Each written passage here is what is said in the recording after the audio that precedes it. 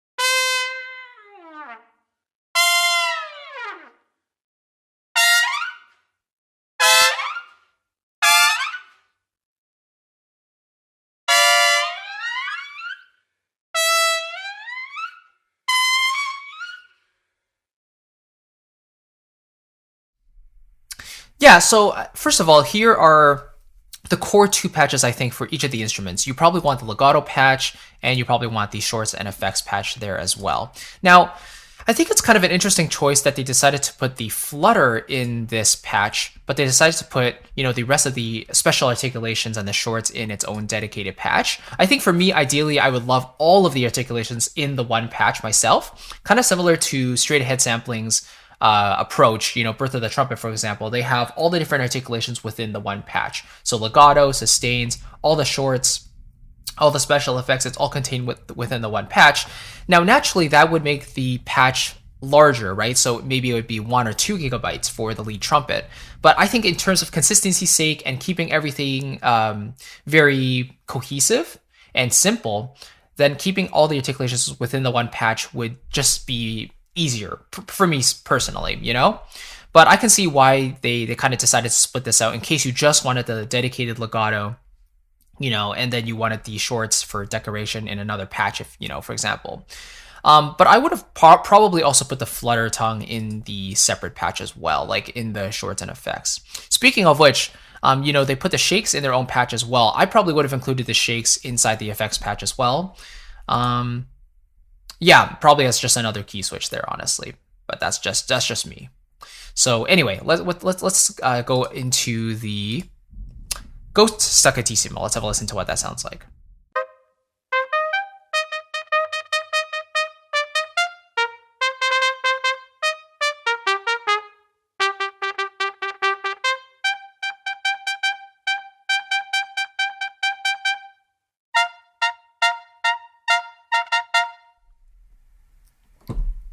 So if I'm not mistaken, I believe the way this works is that in the higher velocities, you're tricking that regular like staccatissimo sample, for example, and then in the lower velocity, they've recorded these shorts that are taken from live performances, but they blend very beautifully if you want to alternate, for example, the louder staccatissimo with the ghost staccatissimo, louder one, softer one, louder one, softer one. So if you want to play repeated notes over and over again, then that's probably the way to do it. So a kind of a special experimental articulation there.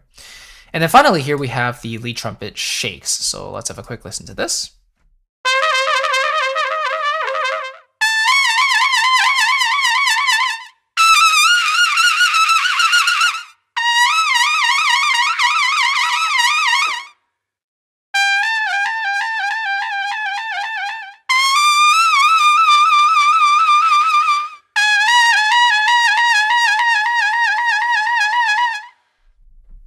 Okay, so yeah, those are the shakes there. For the lead trumpet, I think it's interesting, like they, or the player basically went with a slower shake overall. And if it were me, I tend to prefer the faster shakes myself. So the Trumpet 3, for example, has some really beautiful shakes. I'll demonstrate in a second.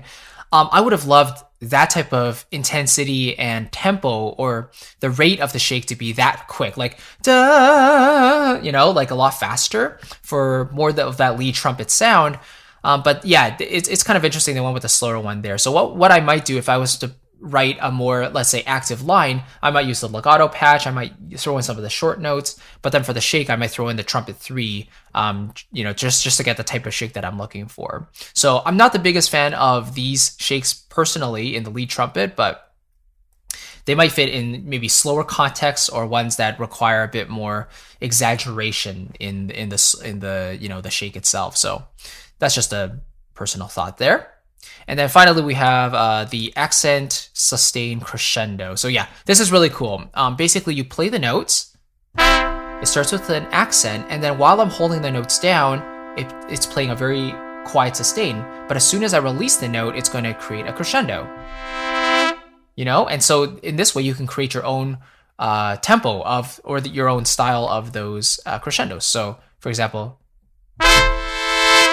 you can press and release right away. Or you can hold, then let go, and then it goes in that crescendo, So it is controllable there in terms of the length, which is really nice. So that's just a basic overview of those instruments there. Let's go through these a little bit quicker now. So we have the Trumpet 2, let's hear the Harmon. So Trumpet 2 comes with the regular, of course, without any mute, so senza, without. Then you have straight mute, plunger mute, Harmon mute, and cup mute. In this case, let's hear the Harmon. Let's just play the legato a bit.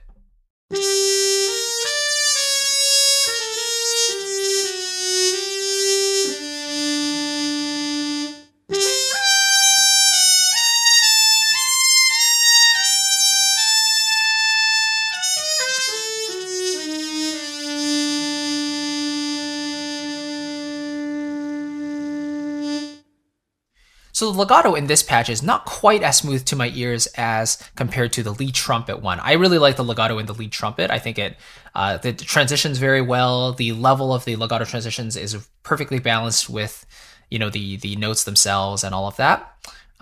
So let's have a quick listen to the trumpet 3 cup legato here.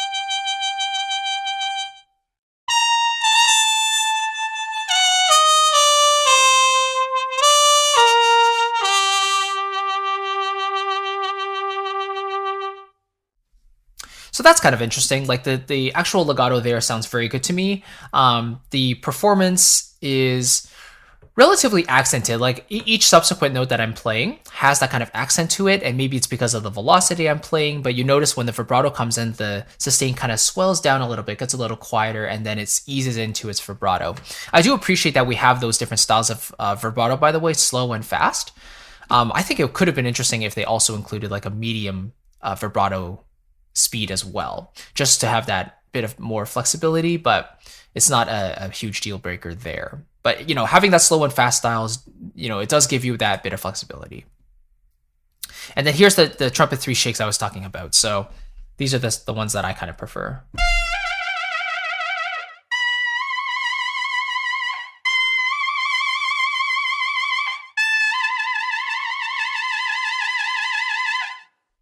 Right, so it's faster, it's more controlled, it's exciting. Like I really like the tightness in that shake there. Compared to the lead trumpet, it sounds a little more wobbly. Maybe that's the right word to put it. But again, I would probably just substitute if I was to do that type of mock-up there.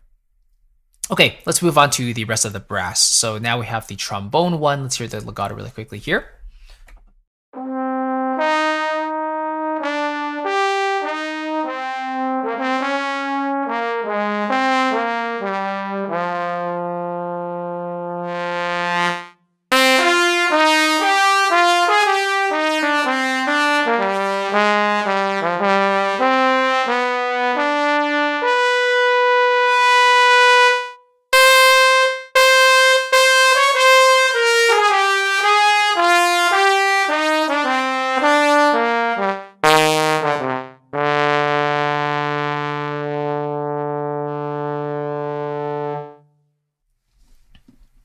Yeah, so trombones playing legato sound a little less realistic, probably a little more buzzy and synthetic. I think especially in this style.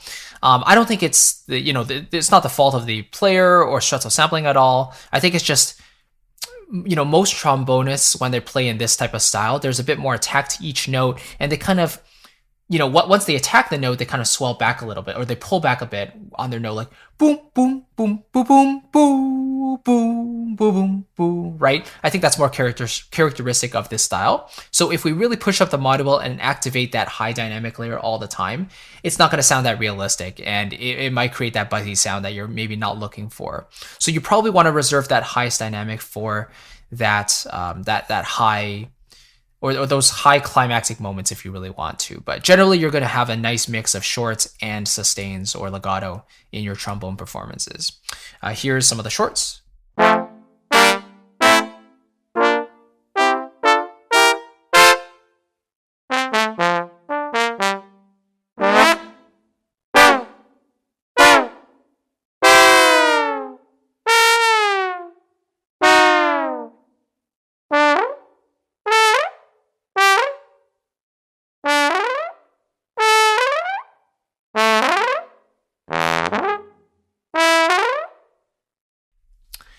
Awesome. Okay, let's move on to the flugelhorn. So this is what it looks like. And again, we have those typical articulations. So legato, flutter, shorts, and effects, shakes, go staccatissimo, and the accent sustain crescendo. So let's just hear the legato here.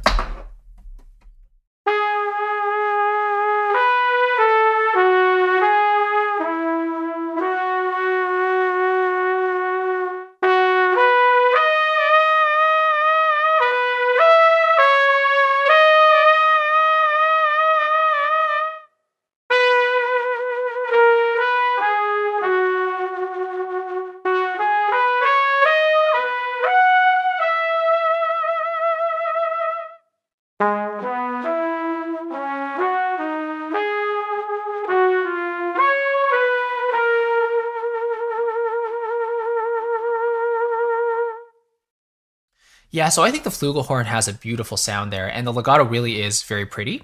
You can hear those transitions really well, and you get quite a seamless performance there. One thing to note though is because there are multiple dynamic layers recorded, sometimes if you're on the bridge just between two dynamic layers, you are going to get that not phasing sound, but it sounds like you're triggering more than one instrument at the same time, right? Because both dynamics are kind of seeping in together. So you just want to be careful, especially if you're in a more exposed type of context. You don't want to be riding the mod wheel too extreme that you're settling in on that bridge just between those two layers, because then it'll sound a bit fake, right? So maybe, especially if you're holding a sustained note and it's more exposed, then you would just want to make sure you're settling in on that one dynamic layer and not touching any of the other ones. So just be careful there, because that tendency is basically inevitable and unavoidable when you're working with these patches that have multiple dynamics built into one patch. And then finally here we have the tuba. Well, not finally, because there's a couple more, but have a listen.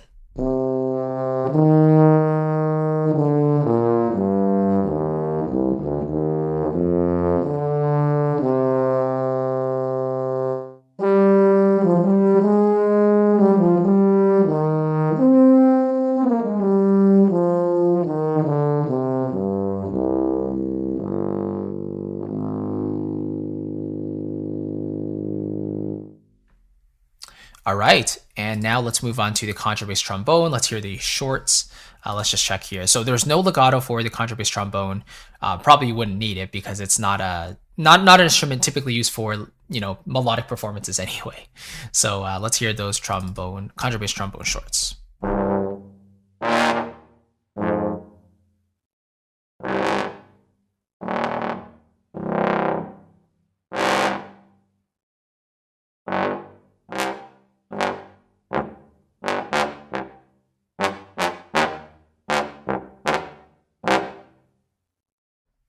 And there we go. That's basically the brass. And then let's take a quick look at the saxophone. So I open up another contact instance here for those.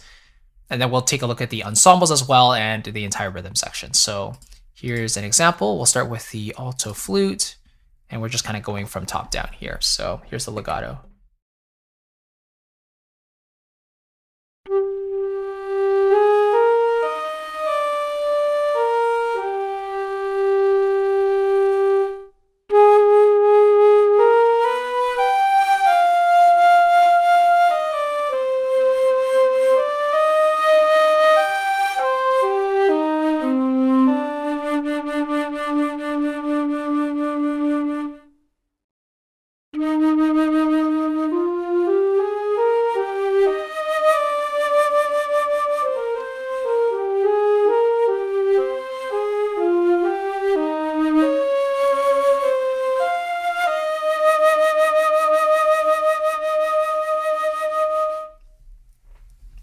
Yeah, so personally, I think the fast vibrato sounds the most natural for this instrument. I think that's for the slow one. I mean, this overall sound of the alto flute is a bit more on the breathy side, and yeah, I feel like it kind of stands out and it makes it a little bit more compared to one that's maybe a little less breathy. So you really hear that detail in the breath noise, and the instrument kind of comes through in a kind of nice way, but. Yeah, the fast vibrato makes that instrument really come to life, in my opinion. It just kind of breathes and swells a little bit better. So that's just a personal thought there. Then the alto sax. Now, saxes are notoriously hard to sample properly, and having them sound consistent and realistic is always a tricky thing. But let's have a quick listen to this alto sax here. So here's the legato.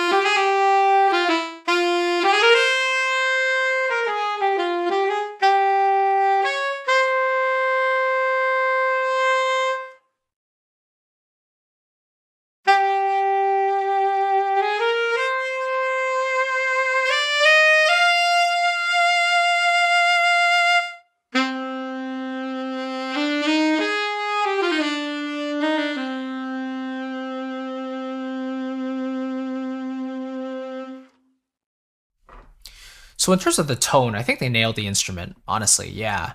To me, it sounds pretty realistic, and the legato sounds or feels pretty smooth under the fingers. And yeah, overall, I'm enjoying it for sure. And this is kind of similar to the trombone, where I feel like if you go too high on the dynamics, if you go too high on the mod wheel, it tends to sound a bit fake. I can't really explain why, but I feel like if you stay within maybe 0 to 75% of the mod wheel, you'll get that nice balance and sweet spot for a realistic sounding performance there. Let's move on to the clarinet legato. So.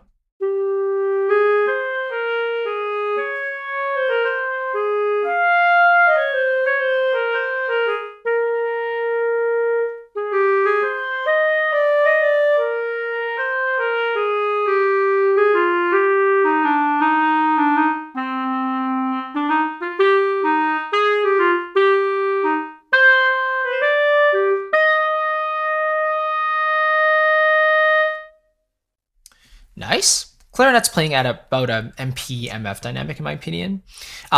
One thing I think would improve the legato here slightly is having maybe a bit more attack right away on the subsequent notes, and maybe hearing a bit more of that key noise or those click noises when triggering those subsequent notes as well. Because right now, sometimes when I'm playing these lines in the clarinet, it feels like it's swelling slightly into the notes. So to avoid that, maybe a bit more of the attack on those subsequent notes might be nice, but just a little thing there.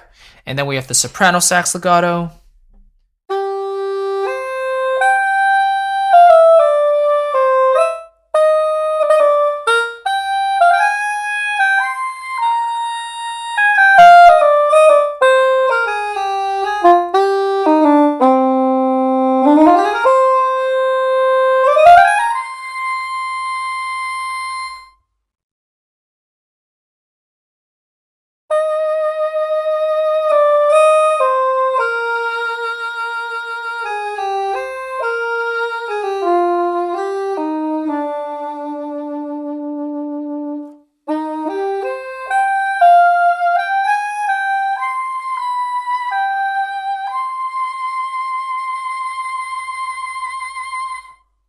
So just a beautiful sound there. I think the sound of the soprano sax especially carries really well, and I do like the legato transitions. I think the attacks are pretty realistic, and there's a nice smooth connected line, especially when you ride those dynamics naturally. It does feel pretty realistic there, in my opinion. So let's then move on to the tenor sax, and I'm expecting something fairly similar. So let's see.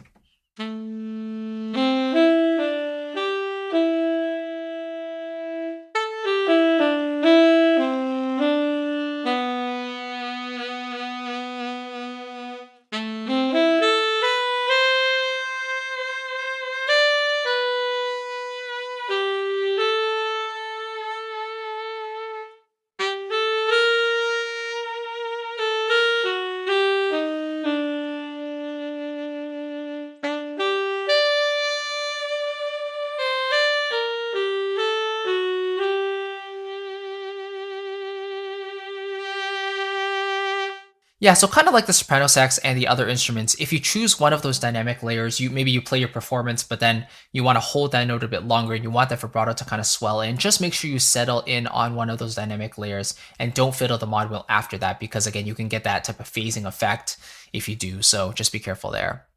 Okay, let's go on to some of the ensembles. Actually, maybe we'll just go through one of them here. So we have the sax ensembles, the trumpet, the trombone ones, but I just want to show you just one of these here. So the trumpet ones are recorded in unison, so are the trombones. The saxes are actually recorded in octaves. I think with the baryton sax probably an octave below. So let's just have a listen to the legato here.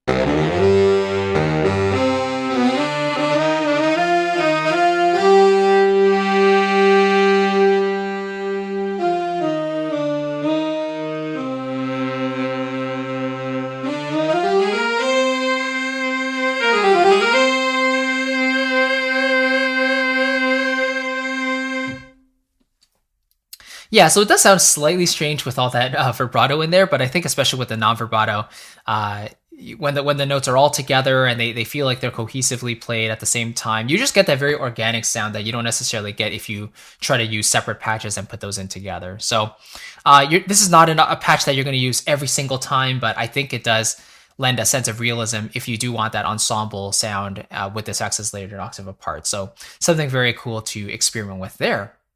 Then we have the trumpet ensemble. And again, those same articulations. They have cup and what? Sorry, let me check one more time. Cup and harmon mutes, right? And those are 5 articulations as well. Same with the cup mutes here. For the sax, again, we have those articulations, but there's no mutes, of course. So now let's hear the trumpets.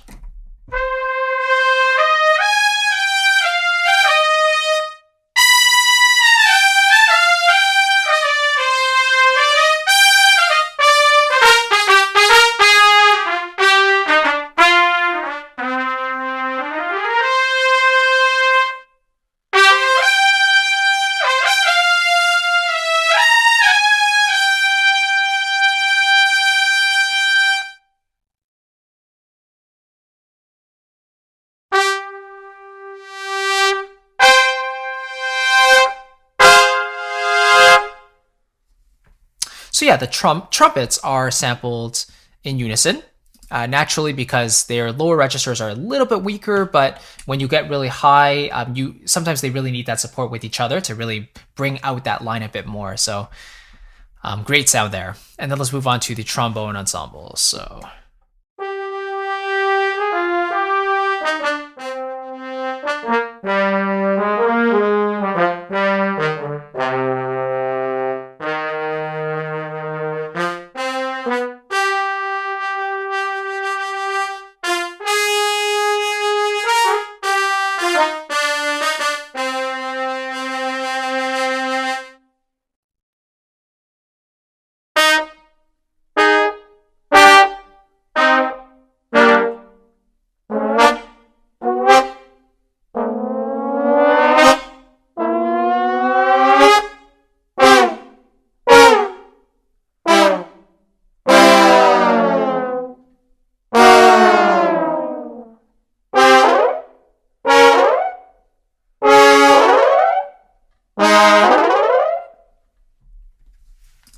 Beautiful.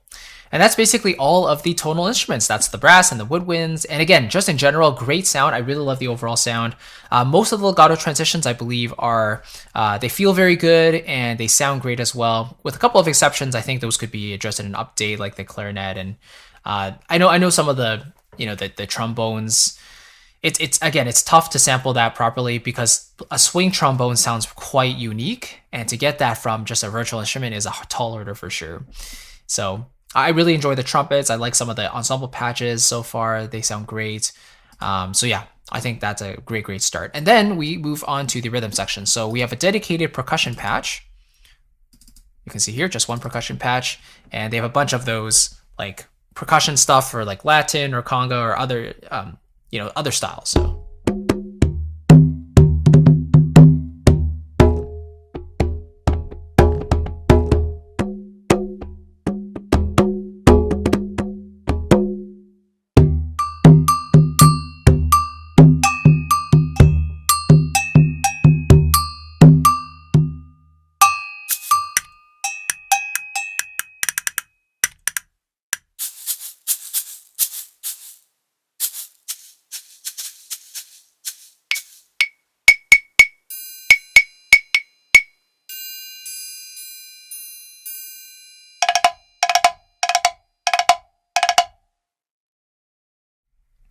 And you get lots of different options here to tweak the sound, to shape it however you want to, and you can really check out the walkthrough videos to see how to take full advantage out of these patches here. And then we have the drums. So we have a typical drum set, and they have brushes, they have stick without wires and a stick with wires. Let's just hear the brushes here. So quick listen.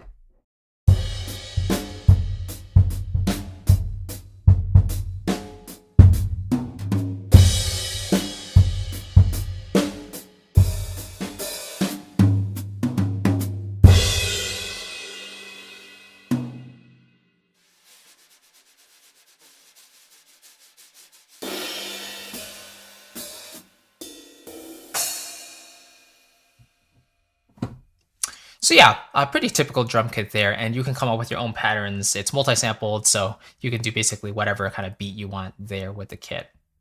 Nice. All right, last two patches here. Then we have the piano. So this is a typical upright piano. This one definitely reminds me of the piano from Swing More by Project Sam. So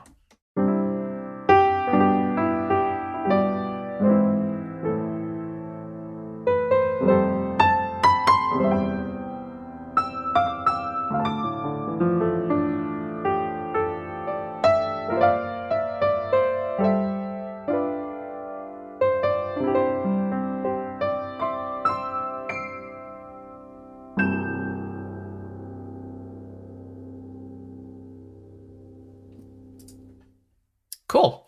And last but not least, we have our double bass. And very similar to the Swing library from Project Sam, it has a double bass, and there's legato transitions here that connect those notes very smoothly, creating a nice realistic performance. So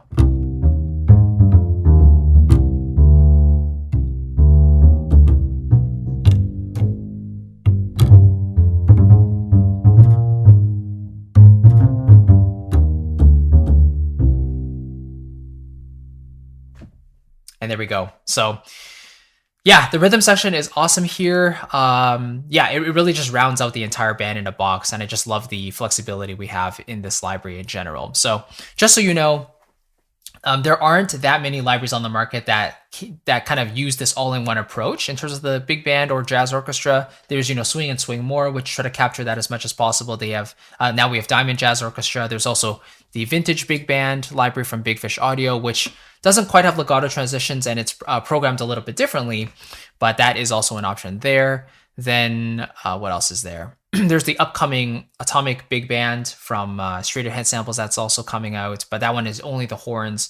So yeah, in terms of the entire jazz ensemble, there really aren't that many options. There's also a Broadway Big Band, I guess, from Fable Sounds. But yeah, I think Strezov kind of saw this hole in the market.